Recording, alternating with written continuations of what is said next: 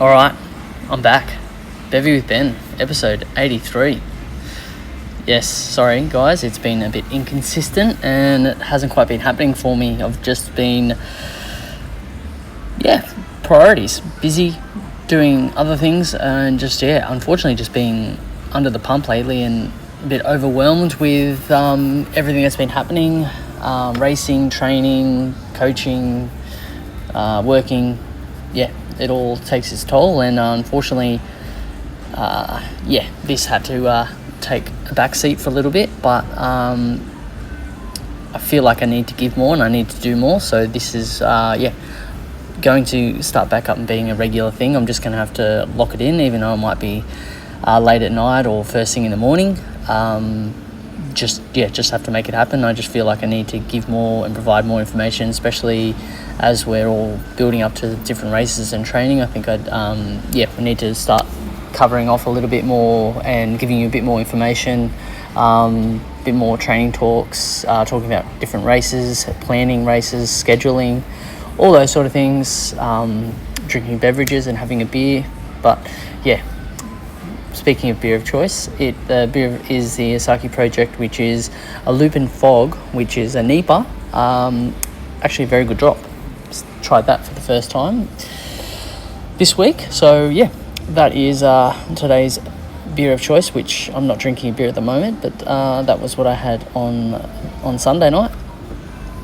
So this episode we're going to cover off 6 Foot Track because it's on this weekend. I'll talk a little bit about the Tarawera that just happened the other week, and I'm going to go through just the 6 Foot Track as far as the race and how to attack it, how to race it, that sort of thing. We've got the SNL camp, which I'll go through, and we've also got on the 16th of March Landells running clinic in Newcastle as well. So I'll go through all that stuff, but first of all, I'd like to welcome some new athletes. There is a few started last month, and I haven't been able to get back to it, so you would have seen them on Facebook if they're not local, but otherwise you would have seen them at a few sessions. But we have Dale Crawling, Matty Newman, Paul Walkins, Simon Bowles, Rupet Sakora, Dean Coutts, Connor Perry, and Jamie Jacobs. So welcome along, guys, and please reach out, and if you need anything, just keep in contact. But if you want to interact with the group, just WhatsApp, Facebook, have any questions, banter, whatever you like. But so that's welcome to those guys, and looking forward to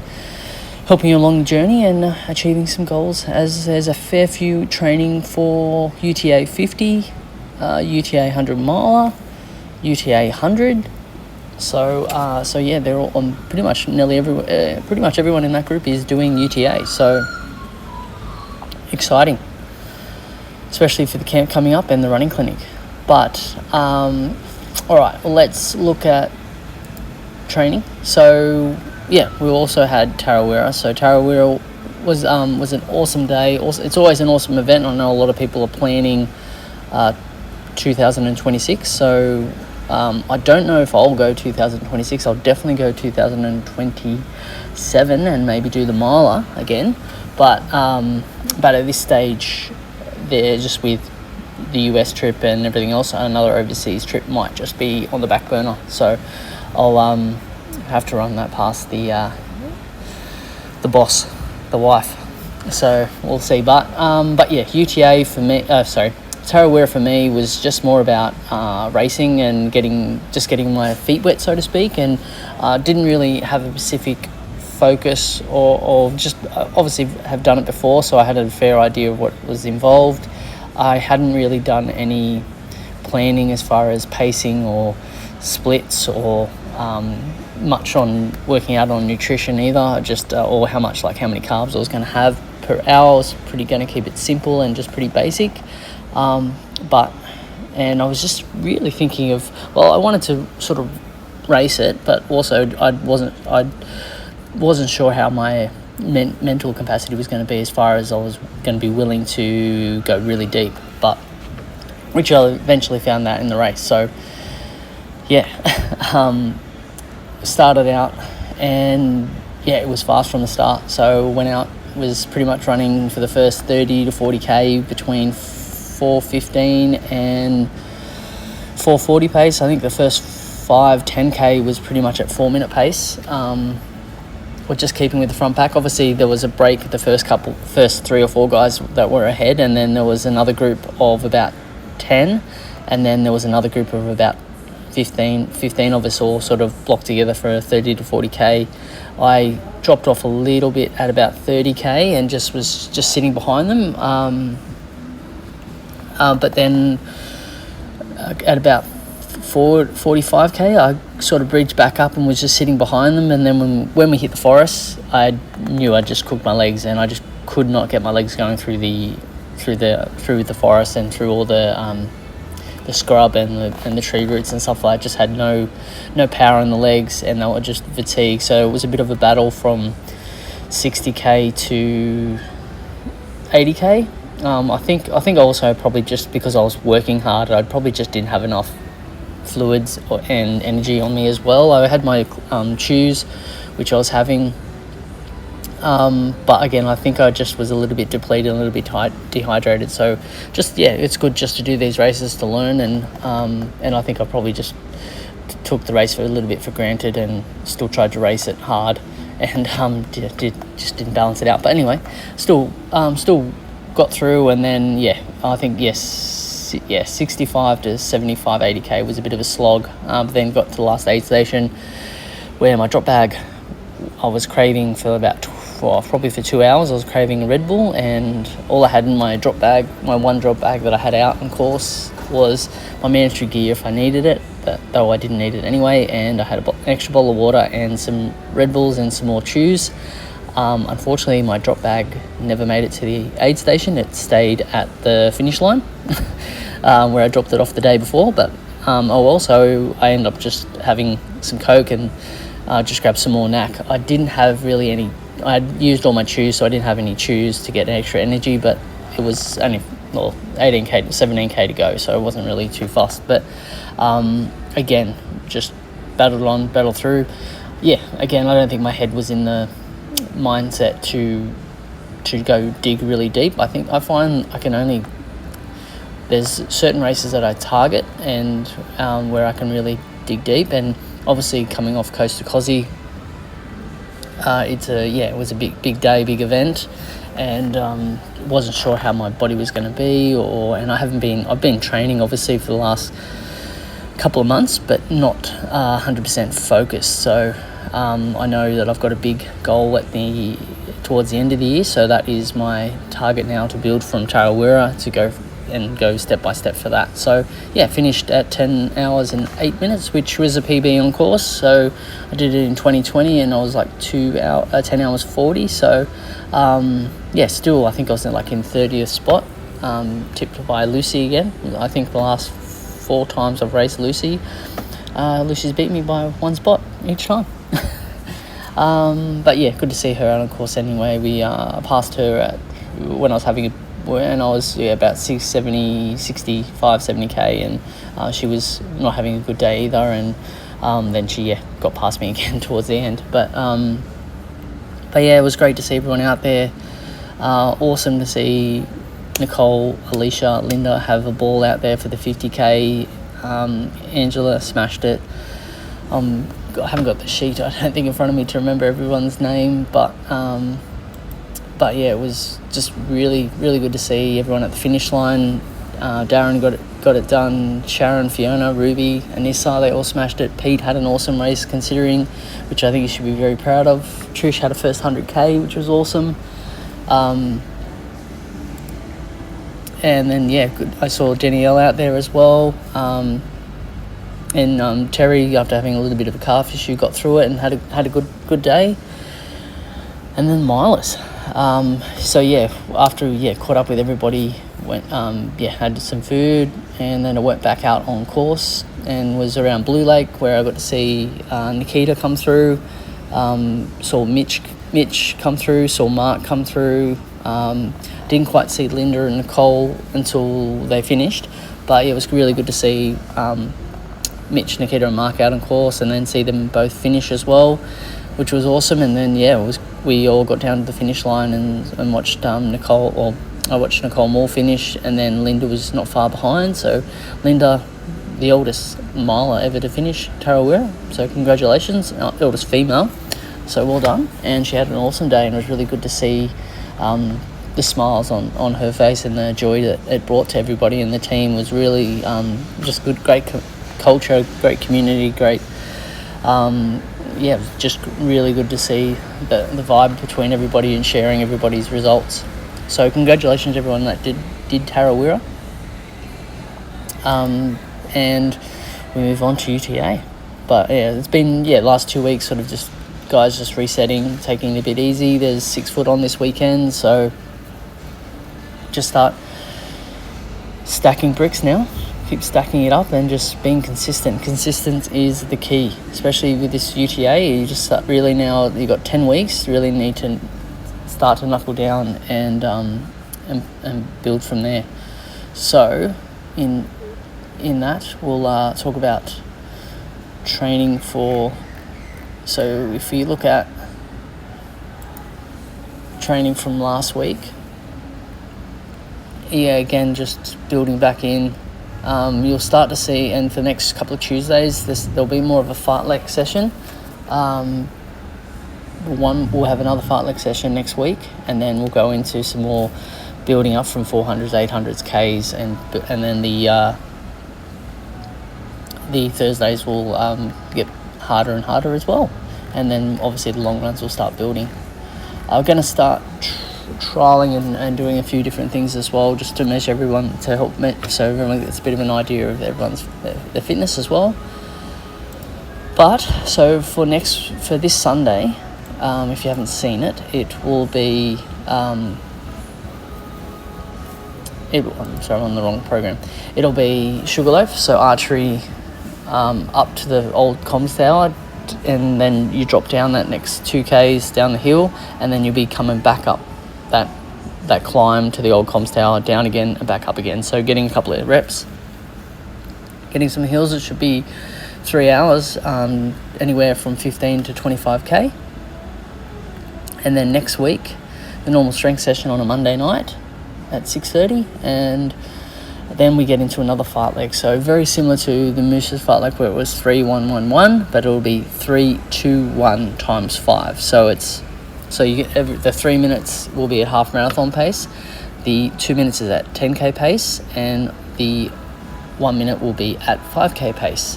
And you'll be having a minute jog between each. So a minute jog between each, and it'll be continuous 3-2-1 times 5. Strength session on Wednesday, 6:30 a.m. And then a jog in the afternoon. There is the Pure Run or Foot Motion run club. And then we're going to be doing a circuit on the Shaft and Powerline loop. So a nice little technical downhill to start the loop, with a bit of a grind in towards the end, and then we go and then up Powerline, the concrete road, Powerline road. So get some nice technical sort of single track, and then into a nice climb to finish. Friday we'll be introducing some runs for those that are doing 50s and 100Ks. We'll probably add in a little bit more on a Friday. Saturday will be mixed between easy and some tempos, and that Sunday the 16th, it'll be a loop for 2.5 hours. 2 hours in Glenrock, which will be followed by Kara's Run Clinic. So there'll be a loop. There is going to be a post on Facebook. It might be different to the one on Training Piece, because I'm just going to alter it a little bit, but it'll be posted on social, so no one misses it. But it'll be a 2 hour loop in Glenrock, which will involve I think it's about a 9k circuit, and then there'll be a little session with some ascending and descending in it as well, just to maybe give you some cues to think of while you're running, and use that to then take into the running clinic as well. So then we'll have the running clinic at in Newcastle at 9 a.m. So that's the week coming up. So there would have been a form sent out for Cara as well, so you can fill it out, just so she's got a bit of an idea of who's attending and what everybody wants from the clinic and what everybody wants to work on. So please make sure you fill that out as well, and we'll be all ready for next Sunday. Alright, so this Sunday, obviously is at Sugarloaf. I should be there. I'm going to have to leave Sydney early to make it by 7, so I'll see how I go. If I leave at 5 a.m, I should get there by 7, so I should be there on the Sunday after 6 foot. But for those that were 6 foot, let's go. Unfortunately, I don't think Susie's going to be racing. I'll have a check with her soon. She was getting a scan today, but unfortunately her leg's still pretty corked and might have a hematoma as well. Looks pretty bruised still on Wednesday. So I hope she's back on her feet soon. Looks like Lauren's recovered well from her little ankle issue that she rolled her ankle the other week. And really looking forward to seeing some of the guys in Sydney, Lonnie and Colin. Lonnie's building back, so good to see. It will be good to see how she goes. And Colin's on fire. He's been training the house down, so had a bit of a heel issue earlier or late towards the end of last year, and is now been training really well. And Mark obviously backing up from the miler, which will be good to see. And Sonia's just a soldier. She keeps going from strength to strength, so she had a big weekend down in Bright, so it'd be really good to see how she responds to everything. Hugh has been very consistent and is really focused on having a good result and to build on to UTA. And Sarah's going to be doing her debut 6 foot, so it'll be she did say she was sick this morning, so I'll have to check in with Sarah to make sure she's feeling all right. But hope she has a great run. And then so 6 foot track, it is 45k. It is a fair bit of a downhill section from the start to Cox River at 15.5k, and then you've basically got an 8-9k climb to get to the mini saddle. Then you drop back down again for another 2k. And then again, it's a nice solid climb for the next 12k. So you come up 12k, and then it's fairly runnable from that 34 to 35k section, and that's where you need the legs. So there is a suggested split sheet that I sent out to everybody that is doing the race, so you can sort of get an idea of what your splits are going to be. I've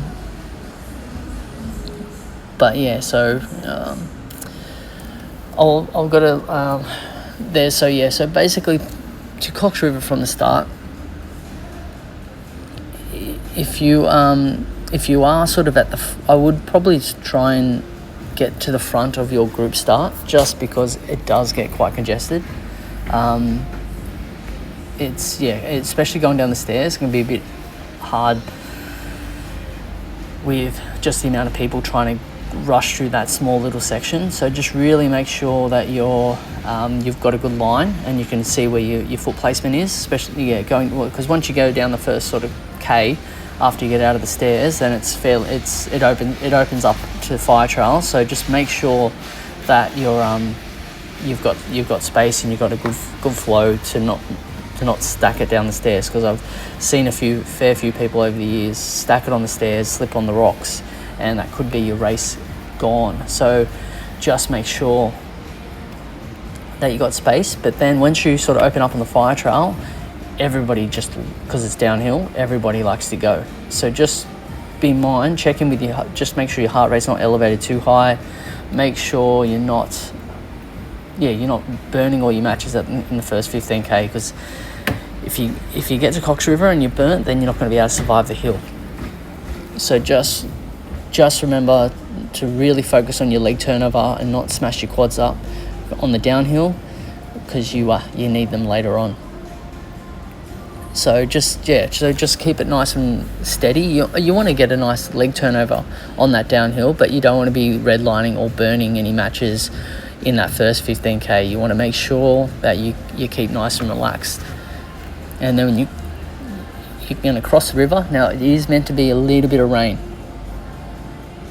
so it's going to be very interesting to see how the river is and how the waterline is. So you've just got to be mindful of that, because for someone like myself who is vertically challenged, I might be swimming across. So, you have to see how you go. But there is plenty of aid stations on the way. There is one just as soon as you cross the river.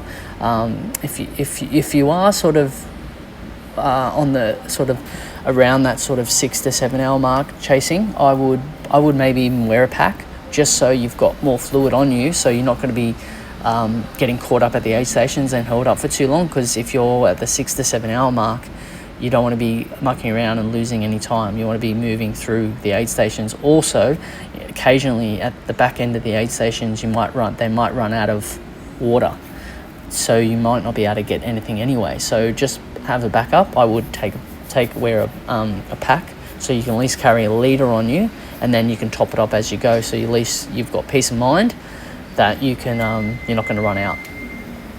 But yeah, so just that first section is a lot of downhill. Then you get a little bit of climb, but when you cross the river, you hit top of Bluvi. So it's a good 8 hour. It's a good 8K climb, mostly 10 to 15%. So you will be hiking or running and hiking. I would focus on especially making sure you got your energy levels up before you cross Cox River, so you got plenty of energy for the hill. To break it down, I would even look at maybe running a minute, hiking a minute, running a minute, hiking a minute, or running 2 minutes, hiking 2 minutes, however you want to work it, but just sort of break it down. But the goal is to move up the hill as efficiently and as fast as you can.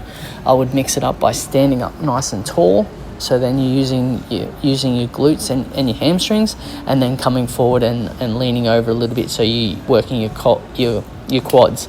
But also with your footstep, try and you're going to be if you're on your toes, you're going to be obviously using a lot of calves as well. But if you do sort of try and step forward and drive from keeping your foot nice and flat, so when you are driving, you're going to be using a lot more of your glutes and your hamstring as well. So just mixing it up a little bit from on your balls of your feet, but also keeping your feet nice and flat, so you're going to be driving through using your quads, your glutes and your hamstrings, so you're going to produce more power. Because obviously if you're on your balls of your feet and your toes, you are in some cases you might not be producing as much muscle.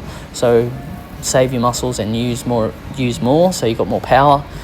Give your foot more flat, so you can activate more of your glutes and your hamstrings to power up through the hill, but just rotate and mix that up through as well. And then you'll as you sort of get to the top of the first section, there's an aid station. You drop down about 2Ks, and then you get into the next climb as well. So when you hit that mini saddle, the point I just mentioned, it's pretty much 20K.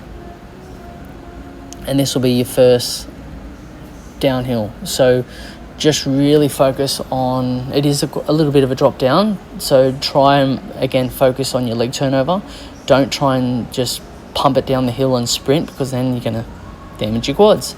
So just like before, just keep it focus on your leg turnover like a bike, and let your legs roll underneath your hips. Relax your shoulders, use your arms for a bit of balance. So again, because once you're going to get some more climbing in the next section as well. So and it is a longer climb, so just remember staying nice and relaxed. Because you would have, from Cox River, it's about 500 meters up. So you got that, and that's only the start of it. So where are we? Sorry, I've lost my spot. So straight after, so then there is a little river crossing where there is another aid station. But then that's sorry, I've lost my spot. Where am I? Oh. And anyway, can't see it. Anyway, doesn't matter. So then you got Bluvi to devastation. So this is next section, which is about 8.7 k's. It isn't quite as steep, but it is taxing on the body. So mix it between running and hiking. I think most of this section I generally will run most of it, but that's me. But yeah, I would again just mix it up: 2 minutes, 1 minute, 1 minute, 1 minute, or look at points and okay, to that tree I'm going to run, to the next tree I'm going to hike, and again just mixing it up between.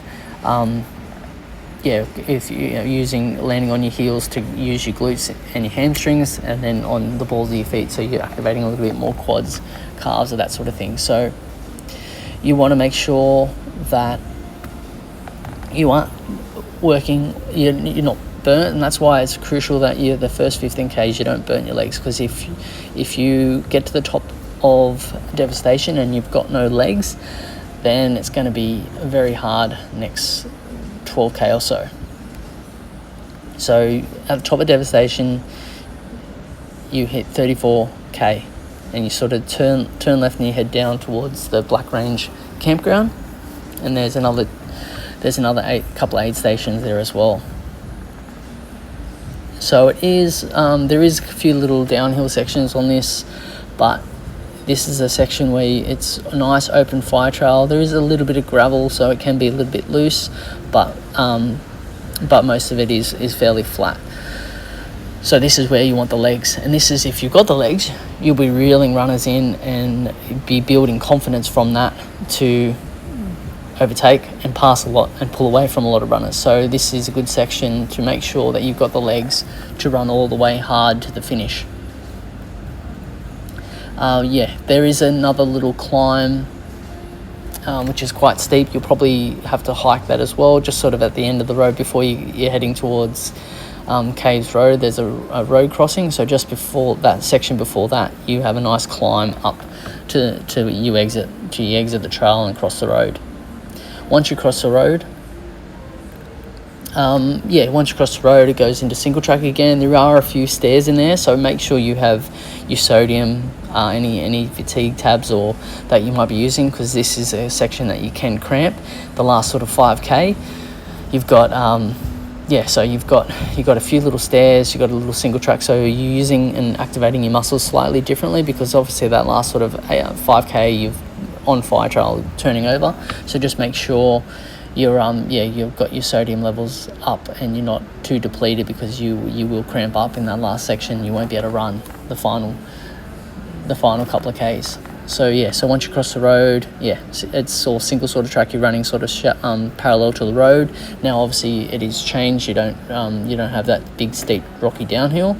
It's nice and it's not too technical, but you flow all the way down. You hit the road.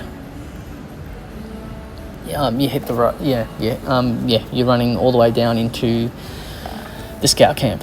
So that's just relax, push it as hard as you want. If you are feeling good, just go for it, and hopefully you've had all the right fuel during the race, and you get there to the finish. Colin did share a podcast, which I haven't listened to yet, but I'll probably listen to tomorrow. But I would recommend getting onto that, because those guys know the course a lot more, and they live down that way, so they're a bit more familiar. And they've done the race many times. But I hope that sort of breakdown does help. So key point is, first 15k, stay nice and relaxed. Don't make sure you're working, but not working too hard. Climb efficiently as you can by using all your muscle groups and not just targeting one, because then you'll burn one out and then you won't be able to run that last sort of 12k section. So just make sure you're refueling, you're hydrating, you're getting your electrolytes in, you're getting your carbs in, and then it's always a good fun time at the finish. There'll be a food van. I think Mountain Culture is going to have beers this time. There was no beers last time. So just soak it in, enjoy the celebration with everybody, and just make sure you're refueling and you celebrate after. But I hope that sort of helps everybody with 6 foot. I will post the spreadsheet onto the group as well. But that's it for this episode, guys. I'll plan a little bit more and get more up and running with this podcast. And as we build for from 6 Foot going to UTA, we obviously have the camp from the 4th of April to the 6th of April, which will be involving the Ridgy Didge trail race on the Saturday as well. So we'll be heading down Friday, doing a run on Friday, which won't be too big just because there are people racing.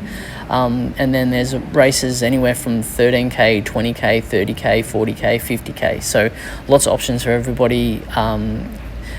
Then we will be doing a long run on the Sunday as well. So that's where, depending on your fitness level, depending on what race you're training for, will be depending on what race you pick on the Saturday as well. If you're doing the 100k and the miler, if you're doing I wouldn't probably do more than 40k. I'd probably just do the 40k or the 30k, because you're going to be running about 40k on the Sunday as well. So just bearing in mind, obviously just ask me, because it's going to be case by case scenario depending on where you're at in your training, what race you're doing, and what fitness level you're at. So please reach out and to help me so we can decide on what race you're going to be doing for that weekend. It's just it's just going to be case by case scenario. But thank you very much, guys. I will start getting a bit more creative with the songs as well. But thanks again for joining me with Beve with Ben.